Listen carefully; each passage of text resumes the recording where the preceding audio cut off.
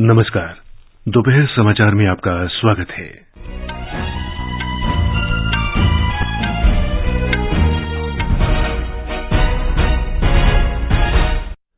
प्रधानमंत्री नरेंद्र मोदी ने विश्व को खाद्य और पोषण सुरक्षा सुनिश्चित करने के लिए डिजिटल और नई प्रौद्योगिकी के साथ किसानों को सशक्त बनाने पर बल दिया।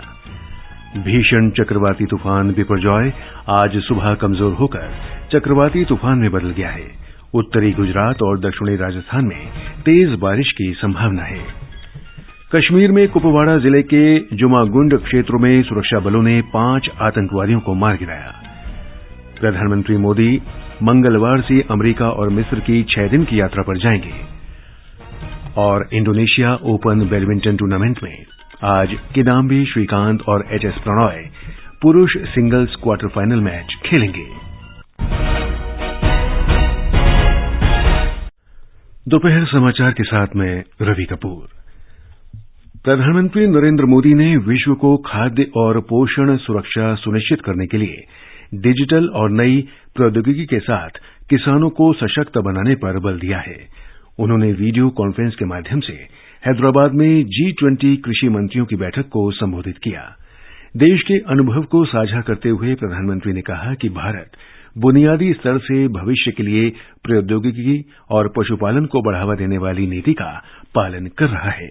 Farmers all over India are taking up natural farming now. They are not using synthetic fertilizer or pesticides. Their focus is on rejuvenating the mother earth, protecting soil health, producing per drop more crop, and promoting organic fertilizers and pest management solutions. अंतर्राष्ट्रीय मोटे अनाज वर्ष का उल्लेख करते हुए प्रधानमंत्री ने कहा कि मोटा अनाज आमतौर पर स्वास्थ्य के लिए लाभदायक है। These superfoods are not only healthy to consume, but they also help raise the income of our farmers by using less water, needing less fertilizer, and being more pest resistant. Let us embrace Sri Anna millets as the food of our choice. प्रधानमंत्री मोदी ने बेहतर मृदा स्थिति और अन्य आभासों को अपनाने की आवश्यकता की बात कही। G20 कृषि मंत्रियों की बैठक के दूसरे दिन के विचार विमर्श में कार्यकारी समूह के विचारों पर भी चर्चा होगी। भाजपा की राष्ट्रीय प्रवक्ता भारती घोष ने कहा है कि प्रधानमंत्री नरेंद्र मोदी देश की लाखों महिलाओं के जीवन में क्रांतिकारी बदलाव लाए हैं। भारती घोष ने कहा कि प्रधानमंत्री ने व्यवसाय, कारोबार और जमीनी नेतृत्व के जरिए महिलाओं को सभी स्तरों पर सशक्त बनाने के साथ उन्हें स्वास्थ्य संबंधी सुविधाएं भी दी हैं। महाबलीपुरम में आज महिला 20 संपर्क समूह की एक पैनल चर्चा में श्रीमती भारती घोष ने ये बात कही। भारत की G20 की अध्यक्षता के अंतर्गत 2 दिवसीय विज्ञान 20 सम्मेलन आज भोपाल में शुरू हुआ। सम्मेलन का विषय है समाज और संस्कृति से विज्ञान को जोड़ना। इस सम्मेलन की अध्यक्षता भारतीय राष्ट्रीय विज्ञान अकादमी के अध्यक्ष प्रोफेसर आशुतोष शर्मा कर रहे हैं। भीषण चक्रवाती तूफान बिपरजॉय आज सुबह कमजोर होकर चक्रवाती तूफान में बदल गया है। नई दिल्ली में आज पत्रकारों को संबोधित करते हुए भारतीय मौसम विभाग के महानिदेशक डॉ मृत्युंजय महापात्रा ने कहा कि चक्रवात बिपरजॉय पूर्व उत्तर पूर्व की ओर बढ़ गया है और अभी गुजरात में भुज से 30 किलोमीटर दूर केंद्रित है। उन्होंने कहा कि ये शाम तक सौराष्ट्र और कच्छ के ऊपर गहरे दबाव के क्षेत्र में बदल जाएगा। 17 तारीख को रेनफॉल एक्टिविटी रिड्यूस होगा गुजरात में। Only isolated heavy to very भी हो सकता है नॉर्दर्न पार्ट्स में, मगर साउथ राजस्थान में heavy to extremely heavy rainfall हो सकता है। It is expected to weaken into a cyclonic storm. Thereafter also it would continue to move northeastwards. चक्रवात बिपरजॉय अब दक्षिण राजस्थान की ओर बढ़ गया है और क्षेत्र में बारिश होने की संभावना है। नई दिल्ली में मीडिया को संबोधित करते हुए एनडीआरएफ के महानिदेशक अतुल करवाल ने कहा कि चक्रवात को ध्यान में रखते हुए राष्ट्रीय आपदा मोचन बल ने राजस्थान के जालौर में एक टीम भेजी है। यू में हमारी टीम है। डाउन साउथ की बात करें तो मुंबई में 5 टीमें हैं और टीमें अलर्ट पे हैं। कर्नाटका में 4 टीमें हैं। तो जहां जहां इसका एक प्रभाव या जहां जहां स्टेट गवर्नमेंट से हमको रिक्वेस्ट आया था वहां हमने अपनी टीमें तैनात कर रखी हैं। अभी एफर्ट ये रहेगा एनडीआरएफ का, एसडीआरएफ का, बाकी तमाम एजेंसी जो वहां काम कर रही हैं कि सिचुएशन को नॉर्मल जितना जल्दी हो पाए ले आएं। और जो रेनफॉल की प्रेडिक्शन है उसके कारण कोई फ्लडिंग होगी अगर, उसमें से लोगों को हम रेस्क्यू करके और कोई नुकसान न होने दें। श्री अतुल करवाल ने कहा कि प्रचंड चक्रवाती तूफान बिपरजॉय के टकराने के पहले 2 लोगों की मृत्यु हुई, जबकि चक्रवात के टकराने के बाद किसी के हताहत होने का समाचार नहीं मिला है। उन्होंने बताया कि 23 लोग घायल हुए हैं। बिजली आपूर्ति लगभग 1000 गांवों में रोक दी गई है। चक्रवात बिपरजॉय लगातार कमजोर होकर उत्तर पूर्व की ओर बढ़ रहा है। इससे अगले 24 से 48 घंटों में स्थानीय मौसम पर असर पड़ेगा। इसके कारण उत्तरी गुजरात और दक्षिणी राजस्थान के कई इलाकों में बहुत भारी बारिश होने की संभावना है। भारतीय मौसम के अनुसार अगले 3 घंटे में कच्छ, देवभूमि द्वारका, जामनगर और मोरबो जिलों में 41 से 61 किलोमीटर प्रति घंटा की गति से हवा चलेगी। इसके साथ तूफान और भारी बारिश होने की संभावना है। ब्यौरा हमारे संवाददाता से। इस चक्रवाती तूफान की गंभीरता को देखते हुए कच्छ समेत राज्य भर में 1 लाख से ज्यादा लोगों को सुरक्षित स्थानों पर पहुंचाया गया। तूफान की वजह से कई पेड़ और बिजली के खंभे और होर्डिंग्स उखड़ गए। आज प्राप्त रिपोर्ट के अनुसार उम्मीद की जा रही है कि आज दोपहर बाद डिप्रेशन की तीव्रता कम हो जाएगी। वर्षा और हवा की गति के कारण संभावित नुकसान से बचने के लिए सिस्टम द्वारा अधिकांश क्षेत्रों में बिजली की आपूर्ति बंद कर दी गई है। राज्य राहत आयुक्त आलोक कुमार ने देर रात जानकारी देते हुए बताया कि राज्य सरकार की एहतियाती योजना के चलते देर रात तक कोई बड़ी जानहानि नहीं हुई है। भरत देवमणि, आकाशवाणी समाचार, अहमदाबाद। मौसम विभाग ने चेतावनी जारी की है कि बिपरजॉय चक्रवात के कारण आज और कल राजस्थान के कई जिलों में तेज हवा के साथ भारी वर्षा होने की आशंका है। आपदा प्रबंधन विभाग सेना और वायुसेना के लगातार संपर्क में है। नागरिकों को अगले 2 दिन तक घर में ही रहने की सलाह दी गई है। कश्मीर घाटी में सुरक्षा बलों के साथ कल रात हुई मुठभेड़ में 5 आतंकवादी मारे गए हैं। ये मुठभेड़ उत्तरी कश्मीर के कुपवाड़ा जिले के जुमागुंड क्षेत्र में नियंत्रण रेखा के निकट संयुक्त सुरक्षा बलों और आतंकियों के बीच हुई है। कुपवाड़ा पुलिस द्वारा दी गई विशेष जानकारी के आधार पर यह मुठभेड़ शुरू हुई थी। इस बीच अंतिम समाचार मिलने तक इस क्षेत्र में तलाशी अभियान जारी था। ब्यौरे की प्रतीक्षा है। ये समाचार हमारी वेबसाइट newsonair.com/hindi और हमारे mobile app news on AIR पर भी उपलब्ध हैं। दोपहर समाचार में आपका फिर स्वागत है।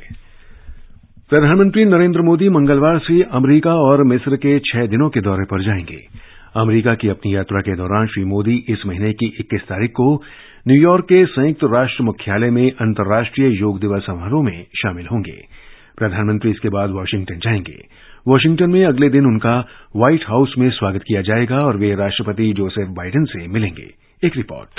प्रतिनिधि सदन के अध्यक्ष केविन मैकार्थी और सीनेट के अध्यक्ष चार्ल्स शूमर सहित कांग्रेस नेताओं के आमंत्रण पर प्रधानमंत्री नरेंद्र मोदी अमेरिकी कांग्रेस की एक साझा बैठक को संबोधित करेंगे। आधिकारिक बैठकों के अलावा प्रधानमंत्री का अग्रणी मुख्य कार्यकारी अधिकारियों, पेशेवरों और अन्य हितधारकों के साथ विचार विमर्श करने का भी कार्यक्रम है। वे भारतीय मूल के सदस्यों से भी मिलेंगे। यात्रा के दूसरे चरण में श्री मोदी इस महीने की 24 तारीख को काहिरा पहुंचेंगे। राष्ट्रपति अब्देल फतह अल सीसी के साथ बातचीत करने के अलावा प्रधानमंत्री नरेंद्र मोदी की मिस्र के वरिष्ठ गणमान्य व्यक्तियों और भारतीय समुदाय के लोगों के साथ विचार विमर्श करने की भी संभावना है। दिवाकर की रिपोर्ट के साथ समाचार कक्ष से सौरभ अग्रवाल। प्रधानमंत्री नरेंद्र मोदी के आगामी अमेरिकी दौरे के दौरान अमेरिकी नेता, प्रमुख नागरिक और भारतीय समुदाय उनका शानदार स्वागत करने का उत्सुकता से इंतजार कर रहे हैं। अमेरिकी कांग्रेस के अमी बेरा ने कहा कि भू राजनीतिक चुनौतियों को देखते हुए ये बहुत महत्वपूर्ण यात्रा है, क्योंकि भारत एक आर्थिक शक्ति के रूप में उभर रहा है। उन्होंने साथ ही कहा कि भारत अमेरिका संबंधों को आगे बढ़ाने का ये बहुत सुनहरा मौका है। ओहियो के सेनेटर शेरोड ब्राउन ने कहा कि वहां भारतीय अमेरिकी समुदाय के लोगों की भारी संख्या है और वे दोनों देशों के बीच संबंध और मजबूत करने की ओर देख रहे हैं। प्रधानमंत्री नरेंद्र मोदी ने कहा है कि योग से शरीर और मन, मस्तिष्क दोनों को फायदा होता है और इससे व्यक्ति को स्वस्थ रहने के साथ ही शांति मिलती है। श्री मोदी ने आज ट्वीट संदेशों में लोगों से योग को अपनी दिनचर्या का हिस्सा बनाने की अपील की। संयुक्त राष्ट्र महासभा के अध्यक्ष के एक ट्वीट के जवाब में उन्होंने कहा कि वे संयुक्त राष्ट्र मुख्यालय में अंतर्राष्ट्रीय योग दिवस के अवसर पर संयुक्त राष्ट्र महासभा के अध्यक्ष से मुलाकात के लिए उत्सुक हैं। राष्ट्रपति द्रौपदी मुर्मू 2 दिन के दौरे पर आज शाम हैदराबाद पहुंचेंगी। वे डूंडीगल में कल सुबह वायुसेना अकादमी में संयुक्त स्नातक परेड की समीक्षा करेंगी। राष्ट्रपति मुर्मू आज शाम हैदराबाद पहुंचेंगी। राष्ट्रपति भारतीय नौसेना के अधिकारियों, कोस्ट गार्ड और मित्र देशों के कैडेटों को विंग्स और ब्रेवेट्स प्रदान करेंगी, जिनकी ट्रेनिंग एयरफोर्स अकादमी में हुई है। परेड समारोह के बाद राष्ट्रपति दिल्ली के लिए रवाना हो जाएंगी। बिहार में राज्यपाल राजेंद्र विश्वनाथ अर्लेकर ने नवनियुक्त मंत्री रत्नेश सदा को आज राजभवन में आयोजित समारोह में शपथ दिलाई। जनता दल यूनाइटेड के विधायक रत्नेश सदा एकमात्र मंत्री हैं जिन्हें आज नीतीश कुमार मंत्रिमंडल के विस्तार में शामिल किया गया है। प्रधानमंत्री नरेंद्र मोदी इस महीने की 18 तारीख को आकाशवाणी पर मन की बात कार्यक्रम में देश और विदेश में लोगों से अपने विचार साझा करेंगे। इस मासिक रेडियो कार्यक्रम की ये 102वीं कड़ी होगी। श्री मोदी ने इस कार्यक्रम के लिए देशवासियों के सुझाव मांगे हैं। एक ट्वीट में उन्होंने कहा कि देशवासियों के सुझाव हमेशा अच्छे होते हैं। नमो ऐप और माई गॉव पर सुझाव भेजने का आज अंतिम दिन है। माननीय प्रधानमंत्री अपने मन की बात इस बार साझा करेंगे 18 जून सुबह 11 बजे। आप भी माननीय प्रधानमंत्री के मन की बात का हिस्सा बन सकते हैं। इसके लिए आप अपने सुझाव 16 जून तक टोल फ्री नंबर 1800-117800 पर रिकॉर्ड कर सकते हैं या फिर 1922 पर भी कॉल कर सकते हैं। नमो ऐप या माई गव के ओपन फोरम में पोस्ट कर सकते हैं। तो याद रखें, रविवार 18 जून सुबह 11 बजे मन की बात। यही तो मन की बात है, जन जन से नाता होना। डीडी इंडिया और आकाशवाणी को रॉयटर्स इंस्टीट्यूट की डिजिटल न्यूज रिपोर्ट 2023 के अनुसार देश में सबसे विश्वसनीय इलेक्ट्रॉनिक मीडिया संस्थाओं के रूप में चुना गया है। रिपोर्ट में कहा गया है कि समाचारों में समग्र विश्वसनीयता में 3% अंकों की मामूली कमी के बावजूद सार्वजनिक प्रसारकों और प्रिंट ब्रांडों ने अपेक्षाकृत उच्च स्तर का विश्वास बनाए रखा है।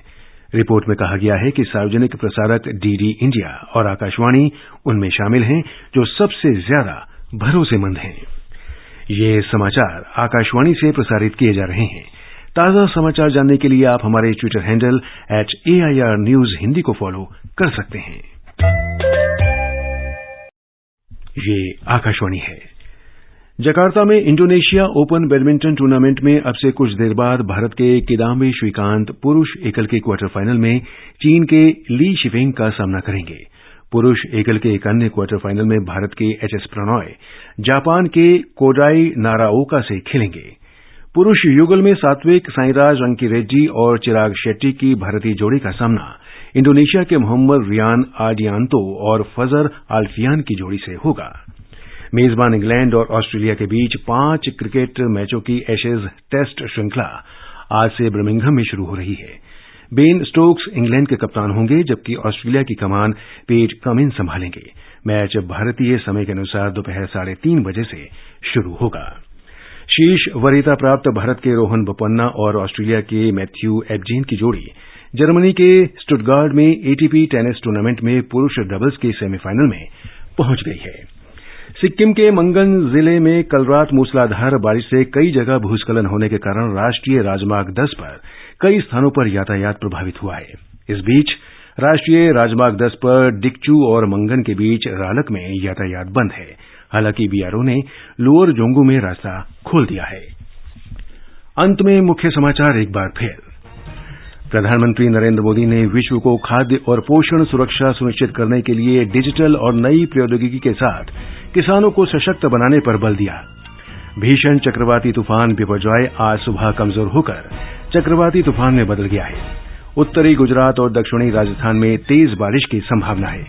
कश्मीर में कुपवाड़ा जिले के जुमागुंड क्षेत्र में सुरक्षा बलों ने 5 आतंकवादियों को मार गिराया। प्रधानमंत्री मोदी मंगलवार से अमेरिका और मिस्र की 6 दिन की यात्रा पर जाएंगे और इंडोनेशिया ओपन बैडमिंटन टूर्नामेंट में आज किदाम्बी श्रीकांत और HS प्रणॉय पुरुष सिंगल्स क्वार्टर फाइनल मैच खेलेंगे। इसके साथ ही दोपहर समाचार का ये अंक समाप्त हुआ।